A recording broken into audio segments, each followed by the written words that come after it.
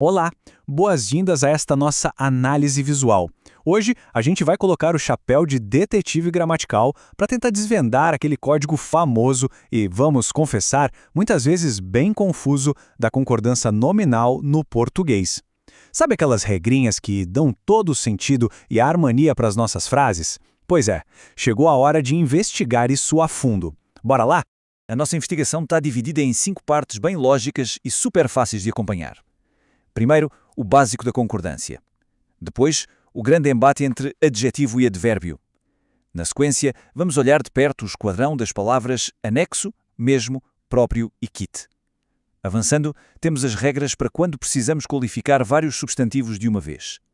E para fechar a investigação, as famosas expressões como proibido e necessário. Parte 1. O básico da concordância. A nossa regra de ouro. E qual é exatamente essa lei fundamental? Bom, a concordância nominal basicamente diz que as palavras subordinadas, tipo os artigos, os pronomes, os adjetivos e os numerais, precisam pegar as pistas gramaticais delas com o chefe, e o chefe da frase é sempre o substantivo. Então funciona assim. Se o substantivo veste a camisa do feminino e do plural, os subordinados têm que, obrigatoriamente, espalhar essa mesmíssima marca. É literalmente uma hierarquia de pura lealdade. Pensando na forma como a sintaxe funciona, dá para ver direitinho quem responde a quem. Artigos e adjetivos apontam direto para o substantivo, como a palavra garota, por exemplo. Mas olha só, é fundamental ter cuidado com os advérbios. O advérbio bastante, por exemplo, só se liga ao adjetivo apressada, e a palavra meio aponta exclusivamente para longe. A questão é que os advérbios são mega restritos. Eles só se referem a verbos, a adjetivos ou a outros advérbios. Eles nunca, jamais, seguem as ordens de um substantivo. E é exatamente essa diferença crucial que vai guiar a gente no nosso próximo mistério. Parte 2. Adjetivo versus advérbio. Os verdadeiros mestres do disfarce. Imagine a palavra caro. Numa oração como paguei caro pela moto, esse caro está funcionando como um advérbio totalmente inflexível. A palavra não muda de jeito nenhum. Ela está ali apenas modificando o verbo paguei. Mas olha que coisa incrível. Essa palavra se transforma completamente em comprei aquela moto cara. De repente, ela assume a identidade de um adjetivo. E por conta disso, ela é obrigada a espelhar o substantivo feminino e singular, que é moto. O mesmo truque acontece com outro suspeito famosíssimo por causar dor de cabeça. A palavra meio. Se a gente disser ando meio desligado, esse meio atua como um advérbio invariável, significando um pouco. Fica ali paradão, congelado. Agora, quando o sentido vira fração, ou seja, metade, aí ele vira adjetivo na hora, numa frase como comprei meio metro de pedra. Faz todo o sentido. E se fosse uma palavra feminina? Bom, flexionaria para meia garrafa ou meia hora, sempre acompanhando o chefe. Tá, mas como a gente não cai nessas armadilhas no meio da correria do dia-a-dia? O truque de substituição é a nossa arma secreta. É simples. Passo 1. Identificar aquele termo que está meio suspeito. Passo 2. Força uma mudança de género ou de número lá na palavra a qual ele se refere. Passo 3. Observa se o termo suspeito foi forçado a mudar junto. Se mudar, bingo, é um adjetivo flexível. Se ficar inalterado, intacto, é um advérbio rígido. Vamos colocar esse truque em prática rapidinho. Pegamos o termo grosso. Na frase ele fala grosso, parece tranquilo, mas e se a gente mudar o sujeito por feminino plural? Elas. O resultado é, elas falam grosso. Reparou? O termo suspeito nem piscou, não foi por plural, não foi por feminino. Fica provado, sem sombra de dúvidas, que grosso, nessa situação específica, atua só como um advérbio invariável, modificando o verbo falar. Parte 3. Anexo, mesmo, próprio e quite. E outras palavras superleais. Existe um verdadeiro esquadrão de palavras que não tolera ficar invariável de jeito nenhum quando atua como adjetivo. A regra geral aqui é muito direta.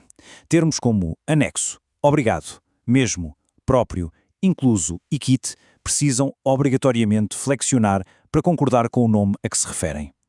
Sabe aquele clássico? Uma mulher sempre diz muito obrigada. E se os comerciantes pagaram as contas e os impostos em dia, eles ficaram quites com a Receita Federal. Só que, claro, temos que ficar de olhos bem abertos para um pequeno detalhe. Como acabamos de ver, a palavra anexo flexiona, então o certinho é dizer seguem anexas as planilhas. Até aí tudo bem. Porém, no exato instante em que a gente coloca a preposição em ali no meio, criando a locução em anexo, a brincadeira acaba e a expressão vira estritamente invariável. Ou seja, dizer seguem em anexo às planilhas também está perfeitamente correto. É um acréscimo minúsculo, literalmente 2 letrinhas, mas que vira regra gramatical de cabeça para baixo. Parte 4. Qualificando vários substantivos. Como lidar com múltiplos chefes de uma vez só. Quando a gente tem um adjetivo que vem depois de vários substantivos, a boa notícia é que existem 2 caminhos que são perfeitamente aceitáveis. O primeiro é a concordância atrativa. Funciona como se o adjetivo tivesse um favorito, concordando só com o substantivo que está ali fisicamente mais perto dele. O segundo caminho é a concordância total. Aqui, a regra agrupa todo mundo no plural e, se houver uma mistura de gêneros, o masculino prevalece. E para deixar bem claro, ambas as opções estão 100% corretas. Olha só, em tenho alunos e alunas dedicadas, o adjetivo concordou só com o termo mais próximo, que é alunas.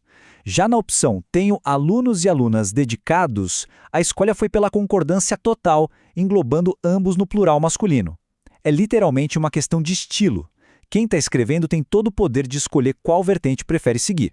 Mas, como todo bom investigador já imagina, as regras também escondem armadilhas. A grande exceção aqui tem a ver com posicionamento. Se o adjetivo for colocado antes dos substantivos, a gente perde esse poder de escolha. Acabou. Nesse cenário, a única opção aceita é usar a concordância atrativa, respeitando apenas o núcleo mais próximo.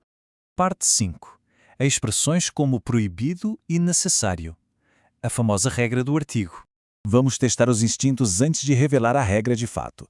Tem um pequeno quebra-cabeça que a gente vê o tempo todo por aí. Diante de uma placa num prédio, qual seria a forma exata? A entrada é proibido ou a entrada é proibida? Parece bobo, mas é um dilema super comum que envolve essas expressões genéricas. A grande sacada é que o gatilho para ativar a variação dessas expressões é, na verdade, a presença de um artigo ou determinante. Se não tiver artigo, a expressão fica lá, congelada, no masculino singular, entrada é proibido. Simplesmente assim. Porém, a simples presença do artigo a funciona como um alarme. Ele força o adjetivo a concordar. Então a frase correta passa a ser: a entrada é proibida. Esse mesmíssimo gatilho se aplica à palavra bom. Sem o determinante, estamos fazendo uma referência a um conceito geral. Então, cafeína é bom para os nervos, está perfeito. Agora, assim que a gente introduz o artigo, a regra muda e força a concordância na hora, resultando em a cafeína é boa para os nervos. Isso ilustra de forma magnífica, com uma pequena estrutura em volta da palavra realmente dita, o comportamento de toda a frase. E para concluir a nossa análise de hoje com um verdadeiro desafio investigativo, deixo aqui um caso provocativo que mistura várias regras que a gente acabou de decifrar. Como é que a gente corrigiria esta monstruosidade gramatical? É proibido a presença de animais meio cansadas. Bom, fica aí a reflexão. Basta lembrar do gatilho da letra A, antes de presença, de como fazer a concordância com a palavra animais e da verdadeira função da palavra meio nessa frase exata. Vou deixar esse mistério final em aberto para todo mundo quebrar a cabeça um pouquinho. Muito obrigado por acompanhar essa investigação gramatical com a gente e até a próxima.